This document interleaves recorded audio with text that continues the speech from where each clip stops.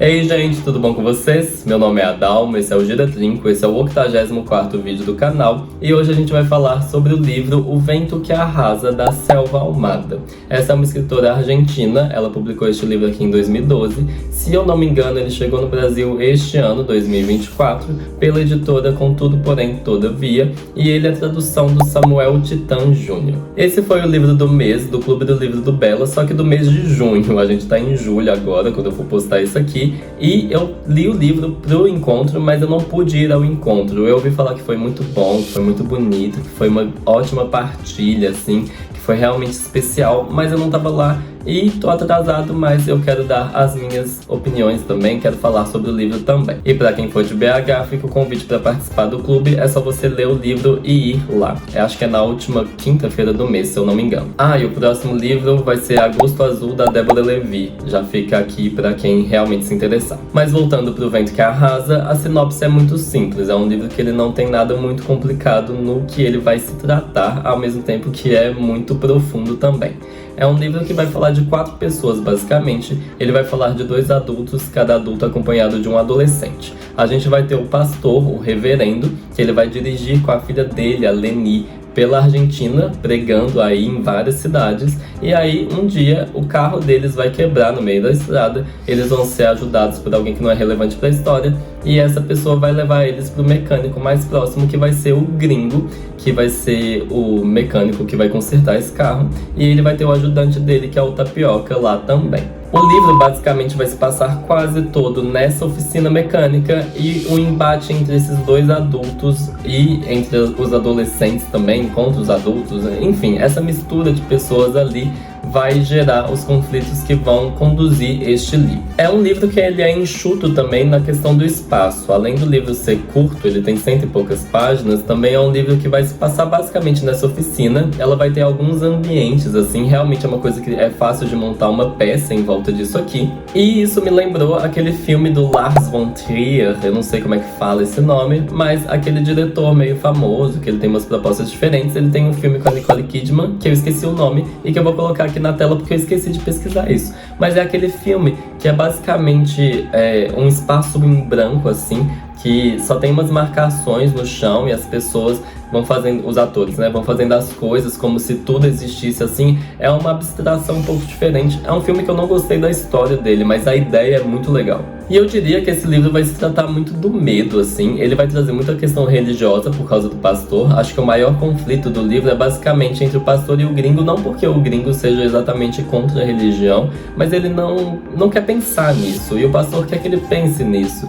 E aí é interessante essa questão. Inclusive, as pregações que tem no livro, eu anotei da seguinte forma, eu descrevi elas assim: são pregações bem articuladas, com intenções e reprimendas bem disfarçadas, ao ponto de eu me questionar se elas são conscientes. Você fica em dúvida se o pastor, que você vai descobrindo a história dele também ao longo do livro, você fica em dúvida se ele acredita mesmo ou não, se ele se convenceu daquilo. É uma coisa muito interessante o jogo de poder que existe ali, esse jogo de convencimento, mas que ao mesmo tempo também tem alguma crença real, assim. Dá pra ver que ele leva aquilo como a vida dele, mas você fica na dúvida se ele se enganou, assim, pra chegar naquele ponto ou não. A questão do medo que tá ligada à religião, que eu vi nesse livro aqui, me lembrou outras 2 coisas. Uma, a PL do aborto, que estava em votação, ou eu não sei se ainda tá em votação. Eu fiquei meio confuso com o que aconteceu, porque as manifestações fizeram esse projeto basicamente perder um pouco de poder, graças a Deus,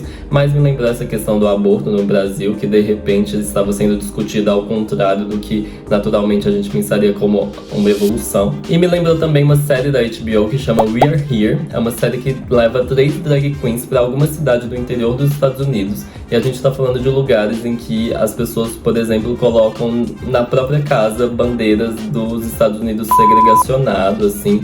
É uma coisa que dá medo real, porque a gente que tem arma, a gente que é doido, as drag queens são ameaçadas de morte, o povo persegue elas quando elas vão na cidade, e elas só estão querendo fazer um show de drag pra gente que não conhece esse negócio. E dá pra ver real o quanto a religião influencia muito o medo que essas pessoas têm de coisas que elas não conhecem. Não estou questionando a fé de ninguém nesse vídeo, eu só estou falando que isso acontece acontece, quer você seja religioso ou não, isso acontece. Pessoas são manipuladas por meio da fé, isso é fato. E eu não estou falando que a religião é o problema, na verdade ela pode ser a solução. Eu poderia entrar em detalhes de como Jesus Cristo andaria ao lado de travestis, enfim, vocês entenderam. E no mais, algo que também vai conduzir muito o livro, na minha opinião, é basicamente a pergunta: qual paciência vai ganhar entre os adultos? Ou qual impaciência vai perder? Mas também a gente chega naquela coisa da Dilma: quem ganhar ou quem perder, ou quem ganhar e perder, então vai todo mundo perder. E vai todo mundo ganhar. Porque não é sobre quem vai levar a melhor na discussão que eles têm, assim.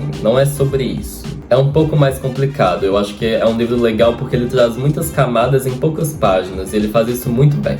Inclusive, o maior adjetivo que eu tenho para descrever esse livro é que ele é encantador. Assim, é mais no sentido positivo, mas também algumas pessoas podem ver no sentido negativo, daquela coisa de que te encanta, aquele canto da sereia. E eu diria que ele tem descrições hipnóticas, alguma coisa que a autora faz ali com a linguagem que é muito simples e que você se sente empoderado, você se sente convencido, você sente que aquilo tá mudando sua vida. É muito engraçado o jeito que ela joga com as palavras e é muito bem feito. Eu realmente me senti enfeitiçado por esse livro. E eu não vou entrar em spoilers nesse vídeo, mas eu vou comentar 3 capítulos que me foram especiais. O primeiro deles foi o capítulo 16, que me lembrou um livro que se chama Canto Eu e a Montanha Dança, que eu fiz vídeo aqui no canal, que é talvez o livro que eu mais me refira em outros vídeos, porque é um livro que mostra muito bem diferentes pontos de vista narrativos. Neste capítulo que eu estou falando, então, a gente vai ter o ponto de vista de outra pessoa, não uma das 4 personagens principais, mas outra personagem,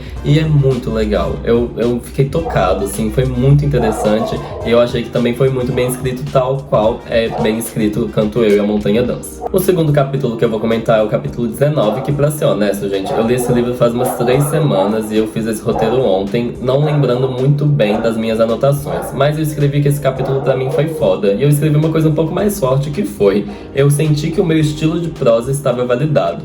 Relendo um pouco por alto o livro pra entender o que eu tava falando, eu vi que era um capítulo que usava uma linguagem simples e que era um fluxo de consciência, basicamente, mas não exatamente fluxo de consciência totalmente aleatório, mas é igual o jeito que eu faço os vídeos aqui, que de repente eu vou pra um trópico é ótimo, também vou pra trópicos, mas basicamente que eu vou pra um tópico e volto, e essas conexões que não são exatamente tão bem delineadas, mas que dá pra ver que tem uma intenção ali. Eu acho que foi isso que eu enxerguei no livro. E o capítulo 21, pra mim, já pertinho do fim do livro, tem uma descrição de uma briga. Eu não vou falar que briga que é, quem brigou com quem, mas é uma descrição de briga muito boa. Assim, uau! Foi uma coisa que eu quase senti que eu tava ali na briga no meio, e eu acho que é uma coisa difícil de fazer na literatura, algo que não seja tipo, tal pessoa... Enfim, vou tentar sair da briga que acontece aqui, mas, sei lá, alguém deu um tapa em alguém. É muito difícil descrever um tapa, assim. É muito difícil, sem falar que aquilo ardeu, sem ir pra uns clichês, assim. Eu acho que é desafiador você realmente descrever de uma forma inovadora uma briga. E espero que isso tenha despertado a curiosidade de vocês. E no mais, se vocês me perguntarem se eu gostei do livro, eu vou falar que eu achei lindo. Eu achei um livro realmente, assim, esquentou meu coração. Eu achei um livro que ele deixa restos, ele não é totalmente fechado, e isso foi muito bom pra ele, assim. É um livro que eu penso em reler ele, e olha que eu acabei de ler, então essa releitura já me é interessante, é um ótimo sinal, e foi um grande presente de aniversário pra mim esse livro. Eu acho que eu acabei de ler ele no dia do meu aniversário. E se eu recomendo o livro, eu super recomendo. Ele é muito rápido de ler, né, gente? Eu falei que ele é minúsculo, ele tem 100 e poucas páginas, e é assim, muito rápido, vale muito a pena. Eu acho que eu quero ler mais dessa autora. Ela tem outro livro publicado pela Todavia, que eu esqueci o nome, acho que é Não é Rio, um trem assim. Eu vou colocar aqui em algum lugar. E esse é o vídeo de hoje, gente, um vídeo mais curtinho, mas é isso. Um beijo pra vocês e até o próximo vídeo.